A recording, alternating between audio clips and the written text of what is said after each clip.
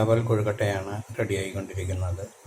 ഈ അവൽ കൊഴുക്കട്ട റെഡിയാക്കുന്നതിന് വേണ്ടി നമ്മൾ എടുക്കേണ്ട സാധനങ്ങൾ: അവൽ, പത്തിരിപ്പൊടി,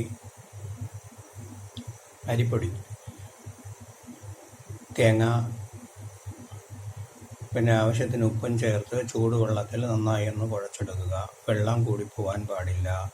കൊഴുക്കട്ടയ്ക്ക് എത്രയാണോ വെള്ളം ചേർത്ത് കുഴക്കുന്നത് ആ പരുവത്തിൽ മാത്രം കുഴച്ചെടുക്കുക.